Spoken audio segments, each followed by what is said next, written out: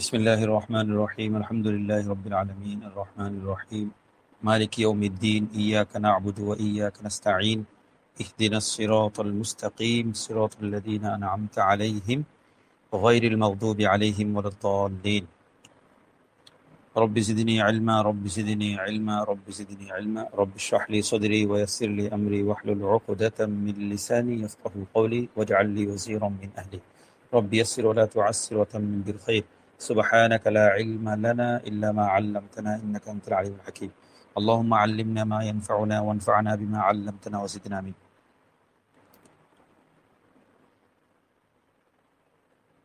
আমাদের আজকে পাকিস্তানের নিউক্লিয়ার প্রজেক্ট বা নিউক্লিয়ার প্রোগ্রাম নিয়ে শেষ পর্ব, তৃতীয় পর্ব এবং শেষ পর্ব। তো 2000 সালের আগস্ট মাসে একটা ঘটনা ঘটেছিল এই পাকিস্তানের পরমাণু প্রজেক্ট সম্পর্কিত, যে ইরানের দুটি গোপন অ্যাটমিক সাইট ছিল, যে সাইটগুলোতে ইরান গোপনে ইউরেনিয়াম এনরিচমেন্টের কাজ চালিয়ে যাচ্ছিল। এই গোপন এই দুটি ইউরেনিয়াম এই অ্যাটমিক সাইট ফাঁস করার পেছনে দুইজন ইরানি এই অভিবাসী লোক, যারা ইরান থেকে পালিয়ে গিয়েছিল বা ইরান থেকে বহিষ্কৃত হয়েছিল, এমন দুজন ইরানি নাগরিক এই তথ্য যে ইরানের দুটি গোপন অ্যাটমিক সাইট আছে, সেই সাইট দুটিতে ইউরেনিয়াম এনরিচমেন্ট এর কাজ চলছে, ইরান পরমাণু বোমা বানানোর কাজ গোপনে চালিয়ে যাচ্ছে, এই খবরটা এই ফাঁস করে দিয়েছিল এই ইউরোপ বা আমেরিকার কাছে বা মার্কিন গোয়েন্দা বিভাগের কাছে, ব্রিটিশ গোয়েন্দা বিভাগের কাছে। তো এই দুটি গোপন অ্যাটমিক সাইট ছিল নাতানজ এবং আরাক শহরে ইরানের। এই দুটি এনরিচমেন্ট ফ্যাসিলিটি যে সেখানে আছে, সেটা আসলে তখনও মনে হয় গুগল আর্থের মাধ্যমে বিষয়টা করা যাচ্ছিল না। তারা যে কোনোভাবে হোক এই দুই ইরানি নাগরিকের তথ্য পেয়ে মার্কিন এবং এই ব্রিটিশ নাগরিকরা এই দুই ফ্যাসিলিটিজের অস্তিত্ব খুঁজে পেয়েছে। তো এখন এই খবর পাওয়ার পর অ্যাটমিক টেকনোলজি নিয়ে যে সংগঠন কাজ করে আইআইএ, এই সংগঠনের সদর দপ্তর অস্ট্রিয়ার ভিয়েনাতে, অস্ট্রিয়ার রাজধানী ভিয়েনাতে এটার সদর দপ্তর। এখানে এই সদর দপ্তরে রিপোর্ট গেল যে ইরানের দুটি ফ্যাসিলিটি এনরিচমেন্ট ফ্যাসিলিটি তারা গোপনে কাজ করছে, ইউরেনিয়াম এনরিচমেন্টের কাজ চালিয়ে যাচ্ছে। এটা তো আন্তর্জাতিক আইনে নিষিদ্ধ। যদি নিষিদ্ধ বলতে ইউরেনিয়াম নিয়ে যদি কাজ করে বেসামরিক উদ্দেশ্যে, বিদ্যুৎ বা অন্য কোনো উদ্দেশ্যে যদি ইউরেনিয়াম এনরিচমেন্টের কাজ করা হয় তাহলে সেটা ঠিক আছে, বৈধ। কিন্তু সেটা যদি অস্ত্র বানানোর জন্য সেটার ব্যবহার করা হয় তাহলে সেটা আন্তর্জাতিক আইন লঙ্ঘন, আইন বিরোধী কাজ। তো জাতিসংঘ সহ সমস্ত আন্তর্জাতিক সংস্থাগুলো আইআই, যেটা ইন্টারন্যাশনাল আন্তর্জাতিকভাবে ইউরেনিয়াম বিষয়ক বিভিন্ন দেশের লক্ষ্য রাখে, খবর নজরদারি করে কারা ইউরেনিয়াম নিয়ে কি কাজ করছে না করছে, এগুলো খবরদারি করে আইআইএ। তো জাতিসংঘ এবং বড় বড় সংস্থাগুলো আইআইএকে সর্বাত্মক সহযোগিতা করে সব ধরনের ফেসিলিটি দিয়ে তাদের কার্যক্রম চালিয়ে যাওয়ার জন্য। তো আইআইএর পক্ষ থেকে ইরানের কাছে আবেদন জানানো হলো যে আমরা আপনাদের যে দুটি গোপন ফ্যাসিলিটি আছে সেই দুটিতে আমরা একটু দেখতে চাই, আমরা ইন্সপেকশন করতে চাই, তদন্ত করতে চাই সেখানে আসলে হচ্ছেটা কি। তো এটা নিয়ে কাজ শুরু হয়েছে 2002 সালের আগস্টে। তো ইরান দীর্ঘ টানা হেঁচড়া করতে করতে, টালবাহানা করতে, দিবে না ইন্সপেকশন করার জন্য অনুমতি দিবে করতে করতে প্রায় 1 বছর পর 2003 সালের জুনে গিয়ে ইরান ঠিক আছে বলছে, ঠিক আছে আসেন আমরা আমাদের দুটি ফ্যাসিলিটি আপনার ইন্সপেকশন করে যান। তো আইএর সাথে সাথে তদন্ত দল পাঠালো, ইন্সপেকশন করতে আসলো। তো তারা চাচ্ছিল মূলত একটা বিষয় নিশ্চিত হতে যে ইরানের যে নিউক্লিয়ার প্রোগ্রামটা আছে সেটা কি বেসামরিক কাজের জন্য নাকি অ্যাটম বোমা বানানোর জন্য, এটাই শুধু তারা একটু নিশ্চিত হতে চাচ্ছিল এই সংবাদটা। তো নাতানজ শহর, এটা হলো এই তেহরান থেকে প্রায় 300 কিলোমিটার দূরে মরুভূমিতে, এটা একটা গোপন জায়গায়। তো এখানে ইউরেনিয়াম এনরিচমেন্টের জন্য প্রায় 100টির মতো সেন্ট্রিফিউজ বোমা বানানোর যে একটা বিশাল ইনস্টলেশন আছে। তো সেন্ট্রিফিউজ ইনস্টল করার কাজ ইতিমধ্যে ইরান সম্পন্ন করে ফেলেছিল। তাদের প্ল্যানে সে নাতানজের যে ইউরেনিয়াম সাইট আছে, অ্যাটমিক সাইট, সেখানে মোটামুটি প্রায় 1000টি ইনস্টলেশনের লক্ষ্যমাত্রা ঠিক করা ছিল, যে তারা একে একে 100টি বসিয়েছে, আরো প্রায় 900টি ইনস্টলেশন বসানোর লক্ষ্যমাত্রা ঠিক করা ছিল, সেই ওর লক্ষ্যে কাজ চলছে। এবং হাজার খানেক কেসিং, যে লম্বা আমরা পরমাণু কেন্দ্রগুলোতে দেখবো একদম রকেটের মতো লম্বা লম্বা চঙ্গির মতো বিশাল একটা প্রাণ, তো এরকম কেসিং গুলো 1000 কেসিং খাপ বানানো প্রায় প্রস্তুত হয়ে গেছিল। তো ইন্সপেকশন টিমের অনেকে ছিলেন সবাই অভিজ্ঞ বিজ্ঞানী ছিলেন, পরমাণু অ্যাটমিক বিষয়ে অভিজ্ঞ ছিলেন। তো তাদের একজন সদস্য ছিলেন ব্রিটেনের ব্রিটিশ, এটাকে বলা হয় মেটালার্জিস্ট, METALLURGIST। মেটালার্জিস্ট মানে হলো ধাতুবিদ্যা বিশারদ, বিভিন্ন ধাতুর নিয়ে ইয়ে করে পরমাণু বানাতে ধাতুর বিভিন্ন ধাতুর সমন্বয় দরকার হয়। তো তিনি, এই বিজ্ঞানীর নাম ছিল ট্রেভর এডওয়ার্ডস, তো তিনি ইন্সপেকশন দলের সদস্য ছিলেন। তো পরবর্তীতে তিনি এক সাক্ষাৎকারে বলেছেন যে আমি ইরানি সেন্ট্রিফিউজ ট্রেভর এডওয়ার্ডস, এটা সার্চ দিলে আমরা ইউটিউবে সাক্ষাৎকারটা আমরা পাবো। তো তিনি সাক্ষাৎকারে বলেছিলেন যে আমি ইরানি সেন্ট্রিফিউজের ডিজাইন দেখার 10 সেকেন্ডে বুঝে গিয়েছিলাম যে এটা আমি কোথাও দেখেছি, এই ডিজাইন তো আমি কোথাও দেখেছি, এই ডিজাইন আমার পরিচিত। আমি তো 30 বুঝতে গেছেন ইরান এটা কোথাও থেকে এনেছে, ইরান এটা নিজস্ব প্রযুক্তিতে বানায়নি। তো উনি চিন্তা করে কোথায় দেখেছি। তো তার হঠাৎ করে তার মনে পড়লো, হ্যাঁ এটা তো এই এই সেন্ট্রিফিউজের যে ডিজাইনের সেন্ট্রিফিউজটা বানিয়েছে ইরান, এটা তো হুবহু ইউরেনকোর ডিজাইন। ইউরেনকো হলো এই হল্যান্ডের অ্যাটমিক প্লান্ট, অ্যাটমিক সাইটের নাম হলো ইউরেনকো, অ্যাটমিক প্রোগ্রামের নাম ইউরেনকো। যে আর পাকিস্তানের যেমন এই অ্যাটমিক প্রোগ্রামের নাম হলো KRL, খান রিসার্চ ল্যাবরেটরি, আব্দুল কাদের খানের নামে। তো তো ট্রেভর এডওয়ার্ডস এর মাথায় ক্লিক করলো যে আমি তো এই ইউরেনকোর ডিজাইনটাও সম্পূর্ণ এই স্ট্রাকচারে, এই ডিজাইনে তৈরি, এই ডায়াগ্রামে তৈরি। এই ইউরেনকোর এটার ডিজাইনটা তৈরি হয়েছিল 1970 সালে। আর মজার বিষয় হলো এই ট্রেভর এডওয়ার্ডস এবং ডক্টর আব্দুল কাদের খান তখন দুজনেই হল্যান্ডের ইউরেনকোতে একসাথে চাকরি করতেন পরমাণু এই বিষয়ে। তো তখন তিনি বুঝতে পারলেন, 2-2-4 মিলালেন যে এই ইরানের যে সেন্ট্রিফিউজের যে ডিজাইন, এটা তো পুরো হুবহু ইউরেনকো। তার মানে হলো এই ইউরেনকোর পুরো ডিজাইনটা ডক্টর আব্দুল কাদের খান যখন ইউরেনকোতে চাকরি করতেন হল্যান্ডের, সেখান থেকে তিনি আসার সময়, চাকরি ছেড়ে আসার সময়, পাকিস্তান আসার সময় পুরো ইউরেনকোর সমস্ত ডিজাইন, ডায়াগ্রাম, প্রোগ্রাম, ছবি, পুরো নকশাটা তিনি নিয়ে এসেছিলেন চুরি করে। কেউ কেউ বলে চুরি করে, কেউ কেউ বলে তিনি মাথায় সবকিছু ভালো করে বুঝে শুনে নিয়ে এসেছিলেন, মুখস্থ করে এসেছিলেন। তো তখন ট্রেভর এডওয়ার্ডসের তার সন্দেহ মোটামুটি তিনি নিশ্চিত হলেন যে এটা ইরানের এই নাতানজ শহরে যে ওনার অ্যাটমিক সাইট, এই ডিজাইনটা হুবহু ডাক্তার আব্দুল কাদের খানি এখানে সরবরাহ করেছেন। না হলে ইরান, তেহরান এটা পাওয়ার কথা না, কারণ এসব ডিজাইনের স্ট্রাকচার বা এসব ডায়াগ্রাম অনলাইনে পাওয়া সম্ভব না। এমনকি ডিপ অনলাইনের যে গভীর একটা তো বাইরের সাইড দিক, এবং অনলাইনের ভিতরে একটা দিক আছে যেগুলো গোপন, ডিপ গোপনে থাকে, সেখানেও কালোবাজারিতে, অনলাইনের কালোবাজারিতে এগুলো পাওয়া সম্ভব না, কারণ এই ডিজাইন ছিল অত্যন্ত গোপনীয়। তো ইরানের এক্সপার্টদের কাছে, তারা তো যেহেতু ইন্সপেকশন করতে এসেছেন, জিজ্ঞাসাবাদ করবেন, কথাবার্তা বলবেন ইরানি বিজ্ঞানীদের কাছে, অ্যাটমিক বিশেষজ্ঞদের কাছে।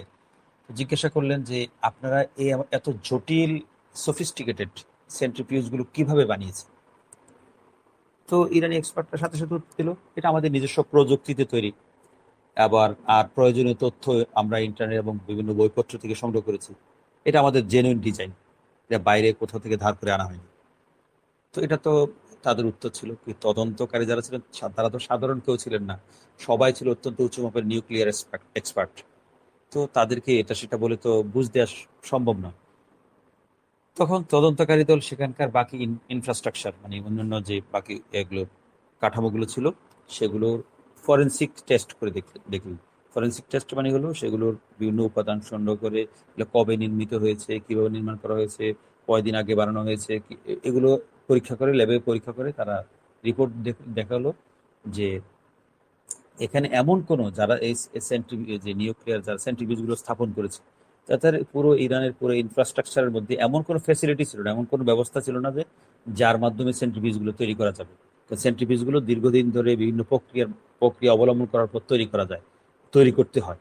তো যদি ডায়াগ্রামগুলো যদি আগে থেকে তৈরি করা থাকে তাহলে আর অন্য আলাদা বাড়তি ফেসিলিটিস প্রয়োজন হয় না। তো ইরানি কর্তৃপক্ষের কাছে জানতে চাওয়া হলো, মানে তাদেরকে প্রশ্ন করলেন যে তদন্তকারী দল, যে বর্তমান মডেল বানানোর জন্য যে ফেসিলিটিস দরকার সেটা কোথায়, আমরা তো সেটা দেখতে পাচ্ছি না। তো জেনারেল মোশাররফ, তিনি, এখন আমরা পাকিস্তানে ফিরে আসছি, যে জেনারেল মোশাররফ তার একটা সাক্ষাৎকারে বা তার বইয়ে যেটা বলেছে সেটা হলো আইআইএ, আন্তর্জাতিক যে পরমাণু সংস্থা, তাদের কর্মকর্তাদের এমন অপ্রাসঙ্গিক বা বেমক্কা প্রশ্নে ইরানি কর্তৃপক্ষ থতমত খেয়ে গেল। তারা আমতা করে তখন বলল যে ধরা পড়ে গেছে, যে আসলে এতগুলো সেন্ট্রিফিউজ তো ইতিমধ্যে 100টা স্থাপন করে ফেলেছে। এগুলো স্থাপন করার আগে এগুলোকে প্রস্তুতি হিসেবে আরো বাড়তি অনেকগুলো ইনস্টিটিউশন, অনেকগুলো স্থাপনা দরকার, সেগুলো নাই। এখন তো ধরা পড়ে গেছে। তখন তারা বলল যে আমরা সেন্ট্রিফিউজের টেকনোলজিটা আউটসাইড সোর্স থেকে, তাদের বক্তব্য ভাষা ও শব্দ হিসেবে, আমরা আউটসাইড সোর্স থেকে সংগ্রহ করেছি।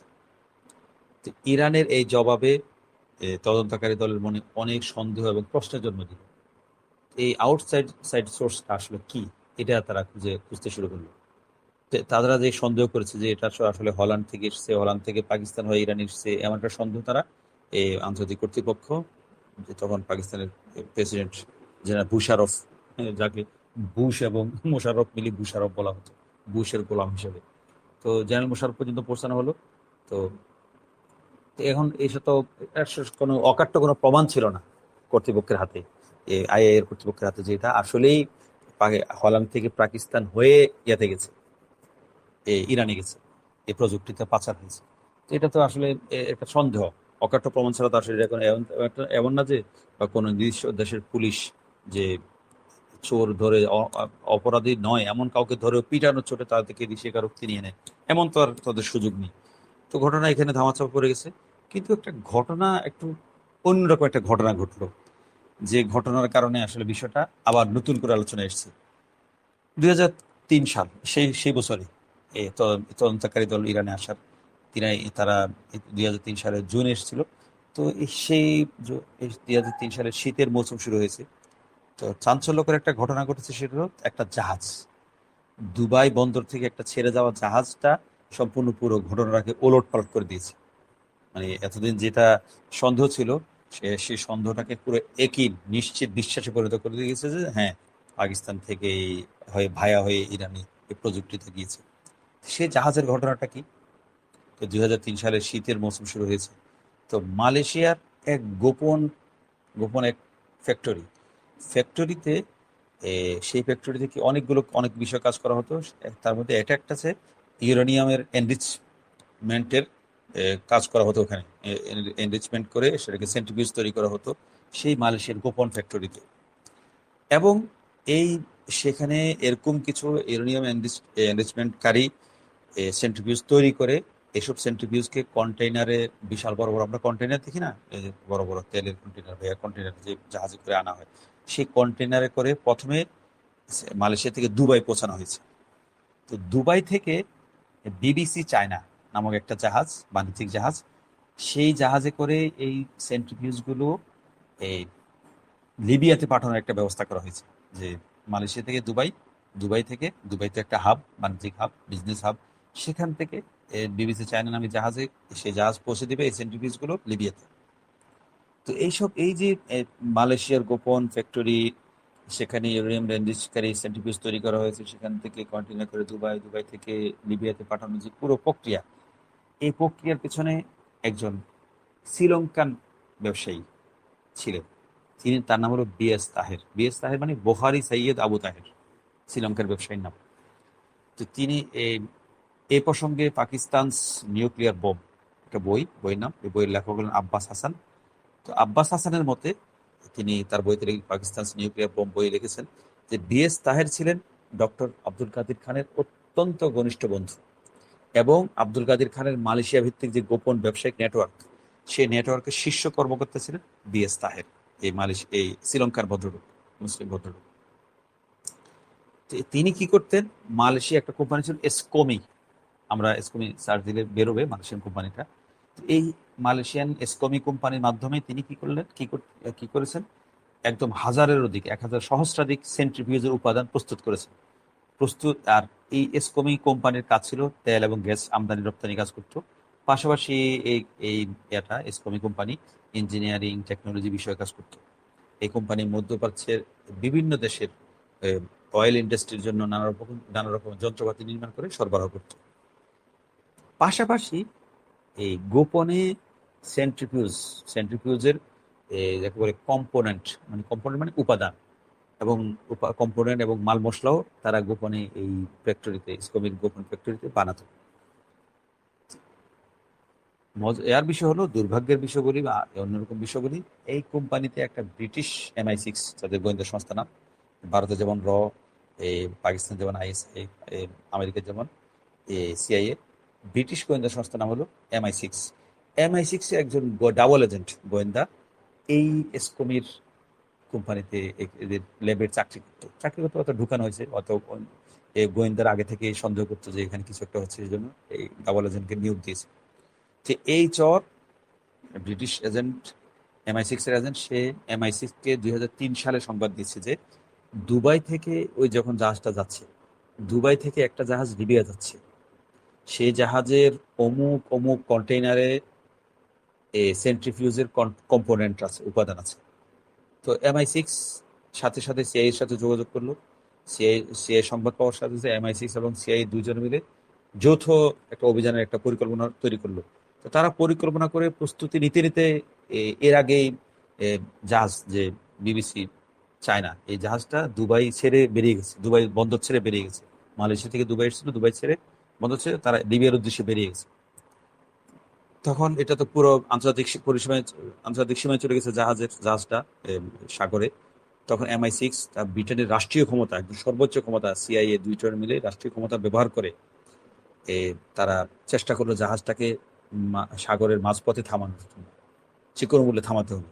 তো এসব করতে করতে তারা আন্তর্জাতিক প্রক্রিয়া, নানা কূটনৈতিক চেষ্টা, তৎপরতা করতে করতে দুবাই থেকে বের হয়ে সাগর পার হয়ে মিশরের সুইস ক্যানেলও পার হয়ে গেছে BBC চায়না, পার হয়ে মেডিটারেনিয়ান সিতে ভূমধ্য সাগরে পৌঁছে গেছে। আর অল্প কিছুক্ষণের মধ্যে সেটা লিবিয়ার বন্দরে পৌঁছে যাবে, ত্রিপলি বন্দরে। এখনো যদি ঠেকানো না দেয় তাহলে শেষ, গাদ্দাফির কাছে পুরো মানে সেন্টিপিস গুলো পৌঁছে যাবে। এমন টামটান উত্তেজনার মধ্যে ব্রিটিশ MI6 এবং CIA নানা সর্বোচ্চ শক্তি খাটিয়ে BBC চায়নার মালিককে ধরলো। মালিকের পক্ষ থেকে সাথে সাথে SOS মানে হলো গুরুত্বপূর্ণ বার্তা জাহাজের নাবিকের কাছে। তো জাহাজের ক্যাপ্টেনের কাছে মালিক পক্ষ থেকে একটা জরুরি SOS আসলো, যে বলা হলো যে BBC চায়নাকে ট্রিপলির দিকে, বন্দরের দিকে না গিয়ে আপাতত ইতালির বন্দর টারান্টো নাম একটা বন্দর, সে বন্দর নোঙর ফেলতে হবে। তো জাহাজের ক্যাপ্টেন তাই করলেন, ইতালির টারান্টো বন্দরে নোঙর ফেললেন দিক বদল করে। তো তখন 2003 সালের 4 নভেম্বর 4 তারিখে তো জাহাজ থামলো। থামার পরে ব্রিটিশ এবং MI6 এবং CIA এর গোয়েন্দারা জাহাজে তল্লাশি শুরু করলো। তল্লাশি তো আসলে কিছু ছিল না, তারা তো জানতো কোথায় কি আছে। তো CIA এর এবং MI6 এর জয়েন্ট অপারেশন ছিল এটা। তাদের হাতে ছিল মাত্র 2 ঘন্টা। এই 2 ঘন্টার মধ্যে তাদেরকে 200, সেই BBC চায়নাতে সেই শিপমেন্টে 200টি কন্টেইনার ছিল সেই জাহাজে BBC চায়নাতে। সেখান থেকে মাত্র 4টা কন্টেইনার খুঁজে বের করতে হবে, যেগুলোতে ছিল সন্দেহজনক এবং বিপজ্জনক উপাদান, তাদের ভাষায় সেন্ট্রিফিউজ। তো তাদের তো চিন্তার কিছু ছিল না, কন্টেইনার নাম্বার, অবস্থান তাদের কাছে ছিল, সেই MI6 এর ডাবল এজেন্ট তাদেরকে জানিয়ে দিয়েছে। তো খুঁজে পেতে কোনো ব্যাগ পেতে হয়নি।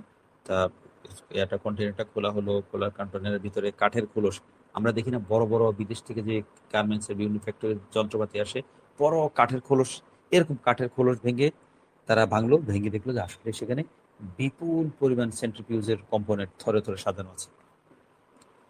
তো সেই সময় লিবিয়া এমনিতেই বিশ্ব শক্তির পক্ষ থেকে লকারবি বিমান হামলা টামলা নানা কারণে লিবিয়া চরম চাপে ছিল বিশ্বর পক্ষ থেকে।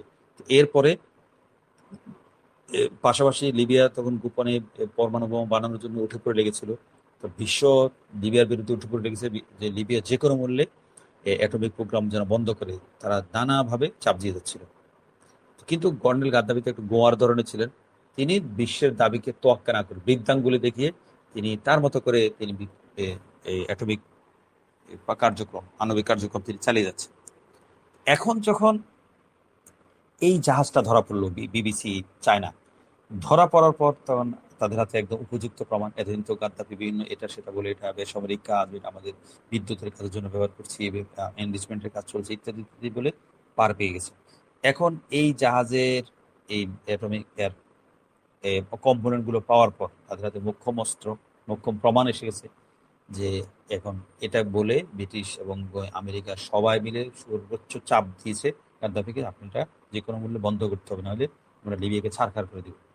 তো কর্নেল গাদ্দাফি বিশ্বশক্তির নজিরবিহীন চাপের পরে তিনি তার সমস্ত প্ল্যান্টগুলো, অ্যাটমিক প্ল্যান্ট যেগুলো আছে সেগুলোকে ইন্সপেকশনের জন্য খুলে দিয়েছে, যে ঠিক আছে আসেন আপনারা দেখেন আমরা এখানে কি করি।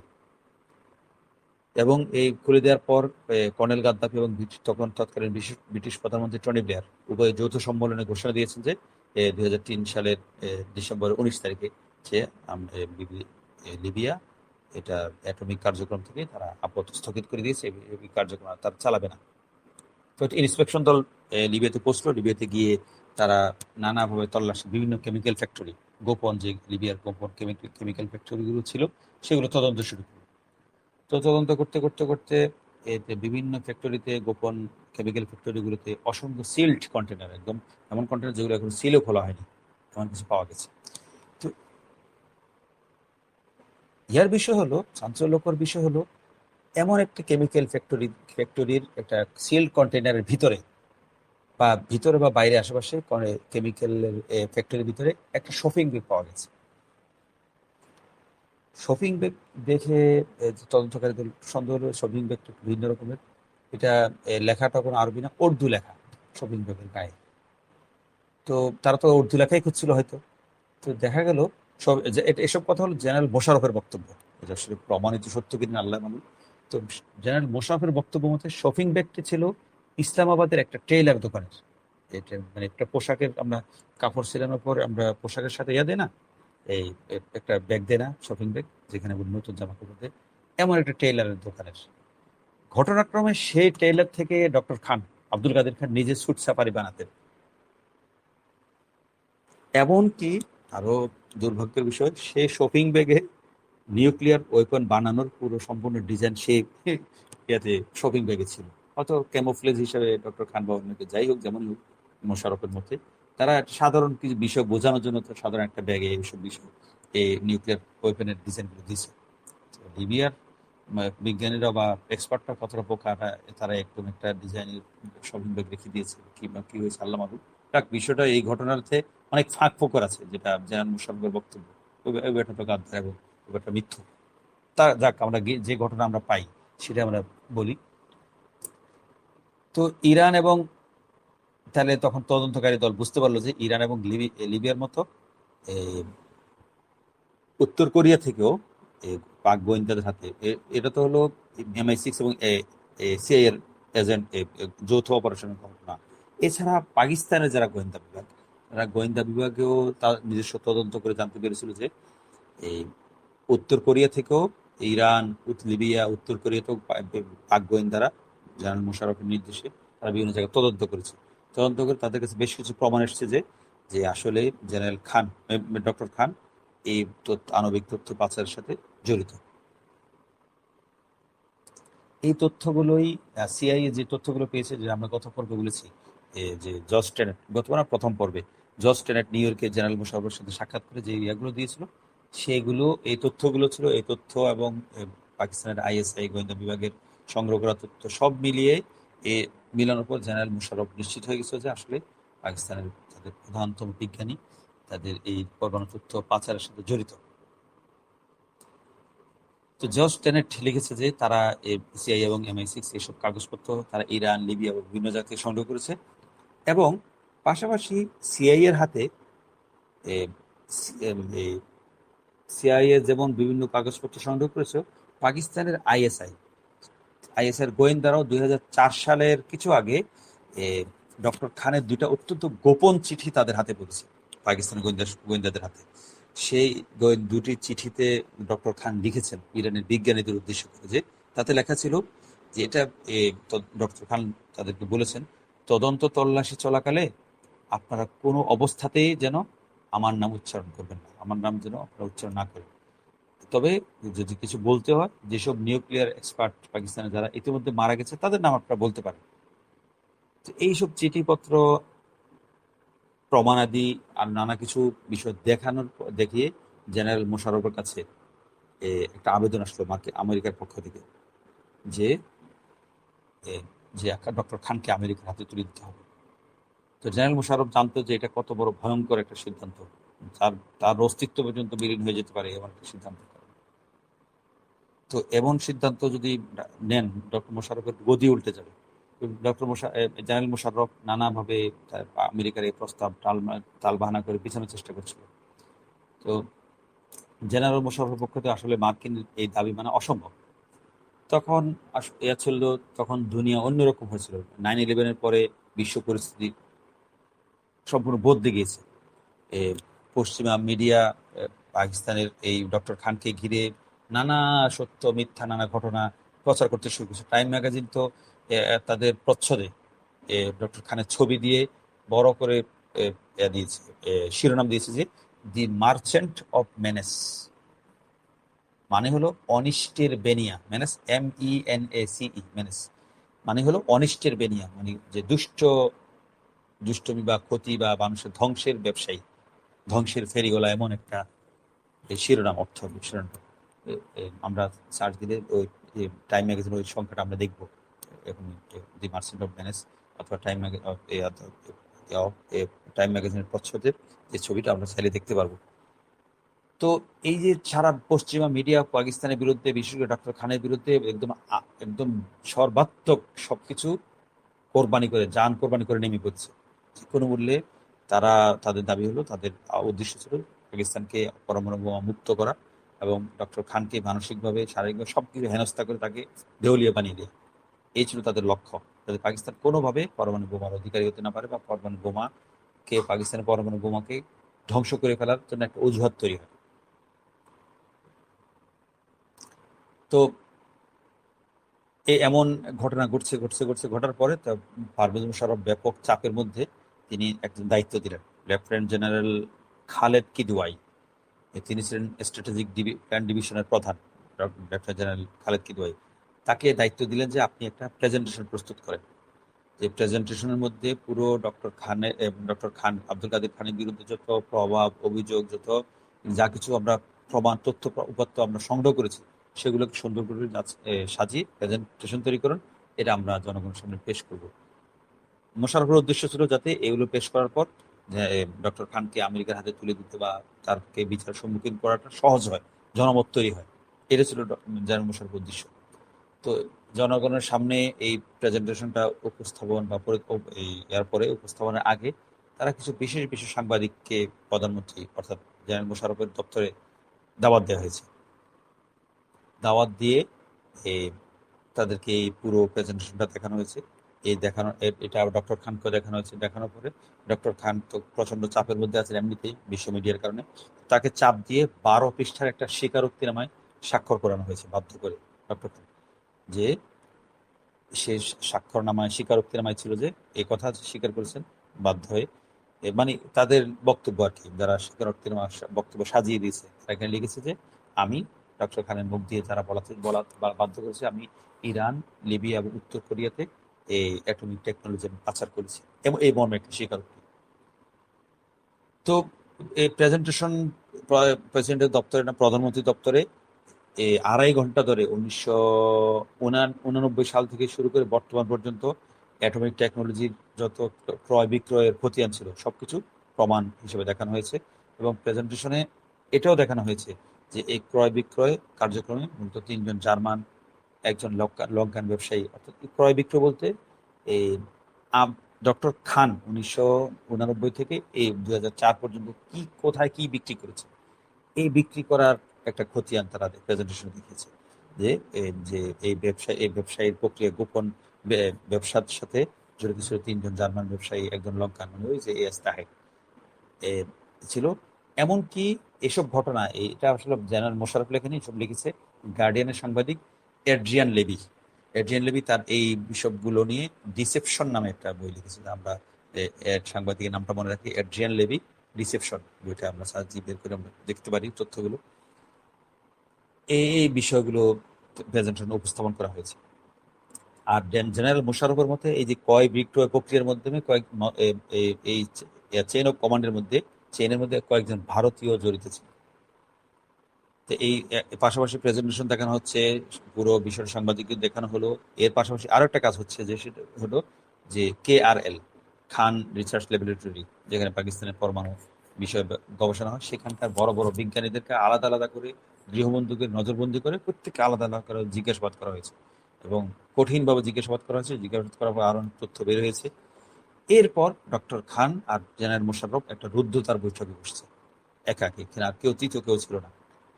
তো এখানে এই রুদ্ধতার বৈঠকে কি হয়েছে না হয়েছে আসলে এটা জানার উপায় ছিল না।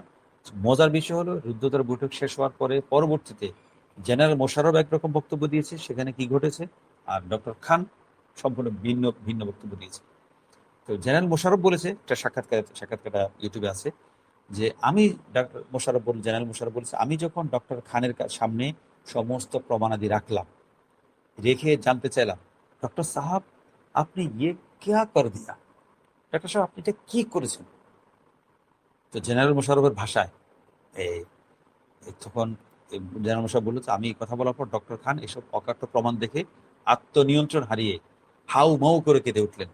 এমনকি এক পর্যায়ে আমার পায়ের উপর, হাঁটুর উপর লুটিয়ে পড়ে মাপ চাইতে লাগলেন, যে বারবার বলতে লাগলেন, আমি অত্যন্ত অনুতপ্ত, লজ্জিত, আমি সরকারি ক্ষমা চাই।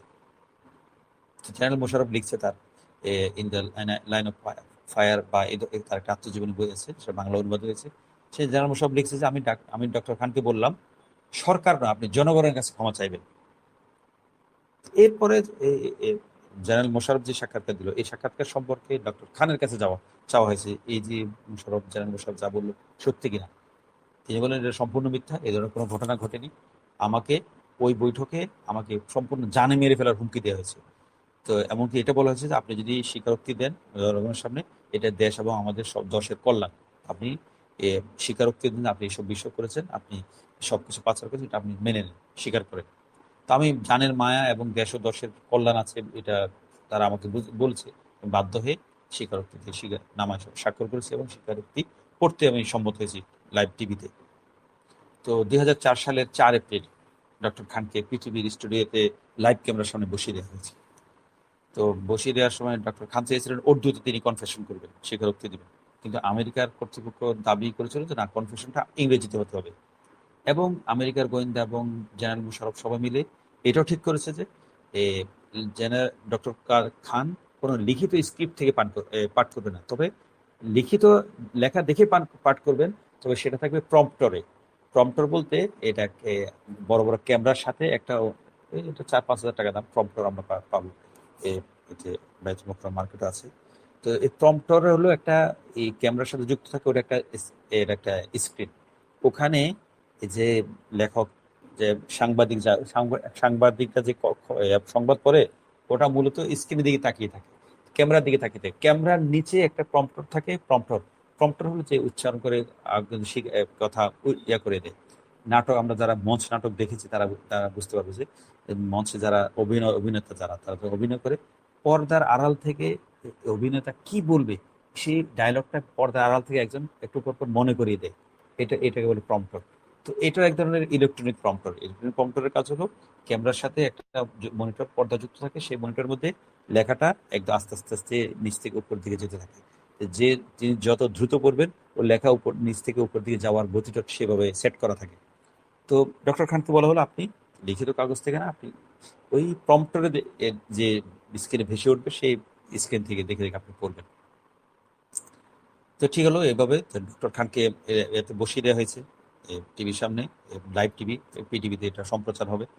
তো শেষ মুহূর্তে ডক্টর খান একটা একটা বুদ্ধিমত্তার কাজ করলেন বা চালাকি করলেন। তিনি কি করলেন, তিনি বললেন যে আমি প্রম্পটর দেখে পড়বো না। তিনি কঠিনভাবে বেঁকে বসলেন যে আমি প্রম্পটর দেখে পড়বো না, আমি আমার স্ক্রিপ্ট দেখে, কাগজের স্ক্রিপ্ট দেখে পড়বো। তো ঠিক আছে, আসলে এটার মান না মেনে উপায় ছিল না, তারা তো যে কোনো মূল্যে ডক্টর খানকে ক্যামেরার সামনে কনফেশন, স্বীকারোক্তি দেওয়ার ভিডিও প্রচার করতে যাচ্ছিল, যে পিঠ বাঁচানোর জন্য। তো ডক্টর খানের একজন ঘনিষ্ঠ বন্ধু ছিল ডক্টর শফিক। তিনি বলেছেন যে আসলে ডক্টর খান এটা করার পিছনে একটা যুক্তি ছিল, যে তিনি যদি প্রম্পটরে দেখে দেখে পড়তেন, তাহলে দর্শক শ্রোতা মনে করতেন যে তিনি মুখস্থ করছেন। কারণ ক্যামেরাতে তো আর প্রম্পটারের চিত্র ফুটে ওঠে না। এখন ডক্টর খান যখন স্ক্রিপ্ট দেখে পড়ছেন কাগজ দেখে, তখন জনগণ বুঝতে পারবে যে আসলে তিনি আরেকজনের তাকে এই স্ক্রিপ্টটা দেখে দেখে পড়তে বাধ্য করা হয়েছে বলে তিনি পড়েছেন, এটা আসলে তার নিজের কথা নয়। এটা যুক্তি হিসেবে ভালো, ডক্টর খান এটা ভালো একটা বুদ্ধি করেছিলেন। যাক, পাশাপাশি জেনারেল মোশাররফ পিটিভি কর্তৃপক্ষ, পাকিস্তান টিভি কর্তৃপক্ষকে এটাও বলে দিয়েছে যে আপনারা এই ডক্টর খান যে রেকর্ডটা করবেন সেটা লাইভ সম্প্রচারের কথা থাকলেও লাইভ সম্প্রচার করবেন না, একটু ডিলে, এর ভাষায় in the line of fire তার বইতে যে লিখছেন, একটু ডিলে করে একটু বিলম্ব করে প্রচার করবেন, যাতে ডক্টর খান যদি এ, তার বক্তব্য কনফেশনের মধ্যে এমন কোনো কথা যদি উচ্চারণ করে ফেলেন যেটা আসলে আমাদের জন্য কাঙ্ক্ষিত না, তাহলে সেটা ডিলিট করে এটা এডিট করা যাবে। তাই হয়েছে। ডক্টর ডক্টর খান জাতির উদ্দেশ্যে স্বীকারোক্তি পড়া শুরু করেছেন এবং তিনি স্বীকার করেছেন যে আমাকে এমন সব তথ্য প্রমাণাদি দেখানো হয়েছে যার বেশিরভাগই সত্য। স্ক্রিপ্টে যা ছিল সেটা হুবহু তিনি করেছেন, এদিক সেদিক করেননি। তবে মাঝে মাঝে তিনি নিজের থেকে কিছু শব্দ যোগ করছিলেন। তার মধ্যে একটা এক শব্দ ছিল গুড ফেইথ, সত্যি ভালো বিশ্বাস। এই ধরনের কিছু শব্দ তিনি এমন শব্দ কিছু যোগ করেছেন যে শব্দের কারণে বোঝা যাচ্ছিল যে স্ক্রিপ্টটা তার ইচ্ছা প্রণোদিত না, তিনি শত প্রণোদিত হয়ে স্বীকৃতি দিচ্ছেন না, এমন কিছু শব্দ তিনি কৌশলে বুদ্ধিমত্তার সাথে তিনি যোগ করে দিয়েছেন। যাক, তো তিনি যাদের সামনে স্বীকারোক্তি কনফেশন করলেন। কনফেশন করার পরে জেনারেল মোশাররফের বাসায় যে আপনি কনফেশন করলে আমরা আপনাকে আমাদের যে কোর্ট মার্শাল বা ট্রায়াল থেকে বিচার থেকে আপনাকে অব্যাহতি দেওয়া হবে। তো জেনারেল মোশাররফের ভাষায় তাকে অব্যাহতি দেওয়া হলো। এই কথাটা আছে in the line of fire বইয়ে 293 নম্বর পৃষ্ঠায়। তো এরপর ট্রায়াল থেকে মুক্তি করা হলো, ডক্টর খানকে অব্যাহতি দেওয়া হলো চাকরি থেকে, এরপর তাকে গৃহবন্দী রাখা হয়েছে। তো গৃহবন্দী রাখার পরে এত বড় একজন মানুষ, পাকিস্তানের সবচেয়ে সম্মানী সবচেয়ে প্রিয় মানুষ ডক্টর খান, এমন একজন ব্যক্তিকে গৃহবন্দী করে রাখা হলো। তাকে নিয়ে নানা গুজব, নানা সংবাদ চারিদিকে প্রচার হলো। এমন সময় একটা সংবাদ চারদিকে ছড়িয়ে পড়ছে যে জেনারেল মোশাররফ গাদ্দারি করে ডক্টর খানকে আমিরের হাতে সুপর্দ করে দিবে।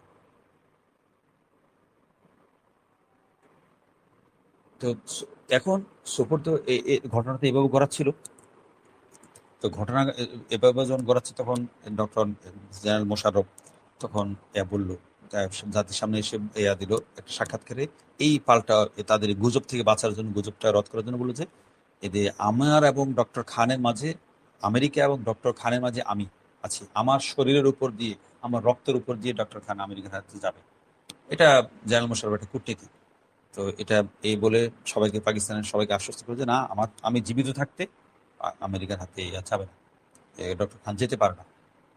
এই হল এটা বলে তিনি একরকম ধামাচাপা দিলেন গুজবকে। তবে এই স্বীকারোক্তি দেওয়ার পরে আমেরিকা তখন পররাষ্ট্র মন্ত্রী ছিলেন কন্ডোলিজা রাইস, মহিলা, যে কালো মহিলাটা, বুশের যে একদম অত্যন্ত প্রিয়ভাজন। অনেকে বলে থাকে কন্ডোলিজা রাইসের বুশের প্রতি এক ধরনের ইন্টেলেকচুয়াল বা প্ল্যাটোনিক প্রেম ছিল কন্ডোলিজা রাইসের বুশের প্রতি।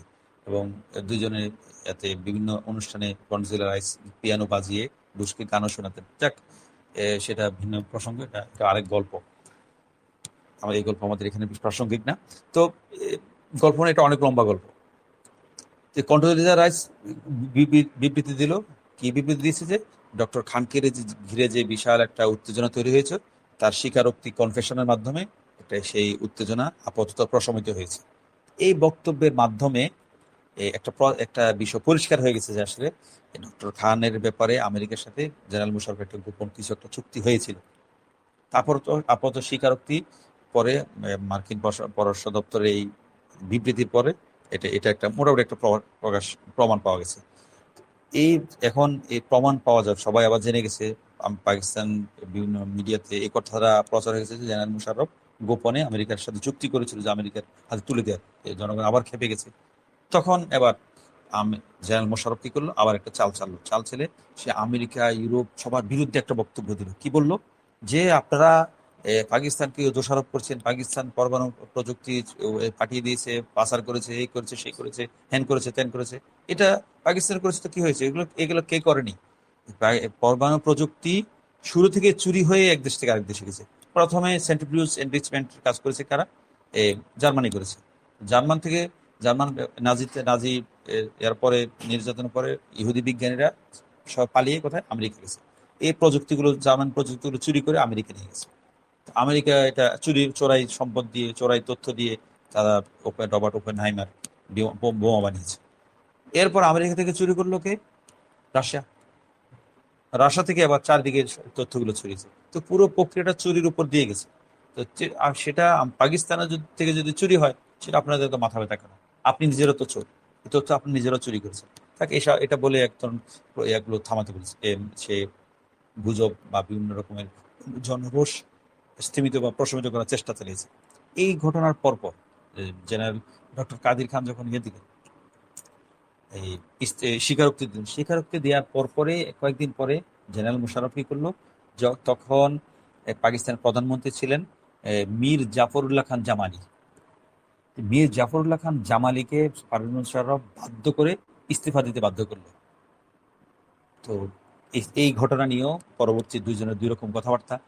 জেনারেল মীর জাফরুল্লাহ খান জামালিকে ইস্তফা দেওয়ার পর আরো অনেক পরে প্রশ্ন করা হলো, আপনাকে কেন এই ইস্তফা আপনি দিলেন? কারণ আমি তো ইস্তফা দিইনি, আমাকে ইস্তফা দিতে বাধ্য করা হয়েছে। কেন বাধ্য করা হয়েছে? আমি জেনারেল মোশাররফের সাথে মোটামুটি 3টি বিষয়ে সহ আরো কয়েকটি বিষয়ে আমি তার সাথে কঠিন দ্বিমত পোষণ করছিলাম। আমি বেঁকে বসছিলাম যে এই বিষয়ে আমি স্বাক্ষর করবো না বা আমি অনুমোদন করবো না মন্ত্রী পরিষদের পক্ষ থেকে। সে বিষয়গুলো কি? একটা বিষয় ছিল ডক্টর খানকে আমেরিকার হাতে সুপর্দ করা হবে, একটা বিষয়। দ্বিতীয় বিষয় ছিল ইরাকে সাদ্দাম হোসেনের বিরুদ্ধে আমেরিকার সৈন্য, ব্রিটিশ এবং মার্কিন সেনাদের সাথে পাকিস্তানি সেনাদেরকেও সেখানে মোতায়েন করা হবে, এটা 2 নম্বর বিষয়। তৃতীয় বিষয় ছিল বেলুচিস্তানের যে স্বাধীনতাকামী আন্দোলনের নেতা আব্বাস বুখতি, এই বুখতির বিরুদ্ধে সর্বাত্মক সেনা অভিযান চালানো হবে। বুখতিকে পাকিস্তান সেনারা হত্যা করেছে, এটা আমাদের পাকিস্তানের যে ধারাবাহিক গল্প আসবে তাদের ইতিহাস নিয়ে, সেটা আমরা ইনশাল্লাহ অনেক বিস্তারিত করে এটা বলবো। তো এই 3টা বিষয়ে আমার মন্ত্রিপরিষদ অনুমোদন চাচ্ছিল পারভেজ মোশাররফ। আমি সম্পূর্ণরূপে বেঁকে বসেছি। আমি বলছি এটা কখনোই সম্ভব না। সেজন্য আমাকে বলছে তাহলে তুমি সরে যাও, আমাকে হুমকি দিয়েছে। আমি তার বাধ্য হয়ে ইস্তেফানামা দিয়েছি।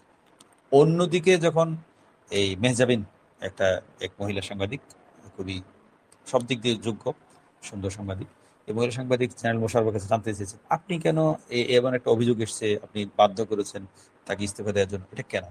জেনারেল মোশাররফ বলেছে হি ইজ এ ইনকম্পিটেন্ট এবং ইনএফিসিয়েন্ট। সে ইনকম্পিটেন্ট, সে হলো অযোগ্য, সে দায়িত্ব পালনের মতো যোগ্যতা দেখাতে পারছিল না বলে আমি তাকে সরিয়ে দিয়েছি। এই ছিল এই জেনারেল মোশাররফের বক্তব্য, অবস্থান। আমাদের গল্প এটুকুই এখানে। তো এরপর জেনারেল খান তো কিছুদিন পর হয়েছে, মুক্ত হয়েছেন, গৃহবন্দী থেকে মুক্ত জীবনে এসেছেন। আসার পরে তাকে প্রশ্ন করা হয়েছে একটা সাক্ষাৎকারে যে আপনার জীবনে এমন কোনো ঘটনা আছে কিনা যেটা আপনি অনুতাপ বা আপনার আফসোস আছে? তো ডক্টর খান সাথে সাংবাদিককে বলে, সাংবাদিক ছিল সোহাইল ওরাইচ। से सोहेल ওয়ারাস কোন সাংবাদিক रिया डॉक्टर साहब আপনি आपके किसी काम के लिए पछतावा है? আপনি কোন কাজের জন্য আপনি এখন কি পস্তান বা মনে কষ্ট আছে? তো ডক্টর খান সাথে সাথে কোনো চিন্তা ভাবনা ছাড়াই বললেন, সাক্ষাৎকারটা ইউটিউবে আছে, যে আমার একটা কাজের জন্য জীবনে আমি পস্তাই যে এই জাতির জন্য, ইস কওম কে লিয়ে কাম করে না। ডক্টর খানের ভাষায় এই জাতি, পাকিস্তান জাতির জন্য কাজ করা নিয়ে আমি শুধু সবসময় পস্তাই। আমার উচিত ছিল এই পাকিস্তানি জাতির জন্য, কমের জন্য কোনো কাজ না করে আমার নিজের মতো করে রাজকীয় জীবনযাপন করা হল্যান্ডে, এটা করলে আমার জন্য ভালো ছিল। আমি যখন এই জাতির জন্য, এই জাতির জন্য কাজ করে আমি এত হেনস্থা, এত অপমান, অসম্মানের সম্মুখীন হলাম। এই ছিল কথা। তো সব মিলিয়ে মোটামুটি বোঝা যায় একটা কথা সারাংশ এটাই, পাকিস্তান ডক্টর কাদির খান তথ্যগুলো পারমাণবিক প্রযুক্তি পাচার করেছে কি কারণে সেটা ভিন্ন কথা। এটা সত্য, পাকিস্তানে তিনি পরমাণু বোমার জনক, এবং তার হাত ধরেই তিনি হল্যান্ড থেকে প্রযুক্তিগুলো নিয়ে এসেছিলেন সাথে করে, এবং তার একার হাত ধরে পাকিস্তানের পরমাণু প্রযুক্তি এগিয়েছে, হাঁটি হাঁটি পা পা করে যৌবনে পৌঁছেছে, এবং তারুণ্যে পেরিয়ে একদম পুরো একদম স্বয়ংসম্পূর্ণ হয়েছে। তো অন্যান্য বিজ্ঞানীদের সাথে ছিলেন, কিন্তু তিনি ছিলেন আগাগোড়া বহিরুহ আগারুহ, সবকিছুর মূলে তিনি ছিলেন। তিনি ছিলেন পাকিস্তান জাতির অ্যাটম বোমার পিতা, অথবা ইসলামী বোমার পিতা। এই মুসলিম বিশ্ব তার হাতে তার কাছে কৃতজ্ঞ থাকবে, পাকিস্তানও তার কাছে কৃতজ্ঞ থাকবে, আমরাও তার কাছে কৃতজ্ঞ থাকবো, তিনি মুসলিম বিশ্বকে, পাকিস্তানকে এমন একটা উপহার দেওয়ার জন্য। এর ছিল আমাদের এই বিষয়ক গল্প, যে পাকিস্তানের পরমাণু বোমা বিষয়ক। আগামী থেকে আমরা আমাদের যে চলমান একটা বিষয় গল্প আছে, যে গ্রেট গেম, পাকিস্তান, চীন, আমেরিকা, রাশিয়া, এই ৩ দেশের ৩ পরাশক্তির যে পরস্পর দ্বন্দ্ব, দ্বৈরথ প্রতিযোগিতা, এটা নিয়ে আগে ২ পর্ব গিয়েছে। ওই ২ পর্ব অবশ্য আমরা মৌখিক গল্প করিনি, লিখিতভাবে দিয়েছি। এবার থেকে ৩য় পর্ব থেকে আমরা মৌখিক গল্পটাও দেবো ইনশাল্লাহ। এরপর লিখিত দেওয়া হবে। আল্লাহ তাআলা আমাদেরকে আমাদের সেই গল্পের জন্য আগাম আমন্ত্রণ রইল সবার প্রতি। আল্লাহ তাআলা আমাদেরকে মুসলিম বিশ্বের নিয়ে চিন্তা ভাবনা করার, মুসলিম বিশ্ব জন্য মুসলিম বিশ্বের যা যা প্রয়োজন, বিজ্ঞান প্রযুক্তি যা যা প্রয়োজন, সেই সব বিষয়ে আমাদেরকে প্রস্তুত হওয়ার তৌফিক দান করুন, আমাদের সন্তানদেরকে প্রস্তুত করার তৌফিক দান করুন, আমাদের ছাত্রদেরকে প্রস্তুত করার তৌফিক দান করুন। আমাদের আগামী প্রজন্ম যেন হয় পুরো পশ্চিমা বিশ্ব, পশ্চিমা সভ্যতা এবং মুসলিম বিরোধী যত সভ্যতা শক্তি আছে তাদের মোকাবিলা করার জন্য আমরা যেন সার্বিকভাবে কম্পিটেন্ট হতে পারি, যেন মোশাররফের ভাষায় আমরা উপযুক্ত হতে পারি, যোগ্যতার অর্জন করতে পারি। আল্লাহ তাআলা আমাদের সেই তৌফিক দান করুন। আমিন ওয়া আখিরু দাওয়ানা আলহামদুলিল্লাহি রাব্বিল আলামিন ওয়া মা আলাইনা ইল্লাল বালাগ।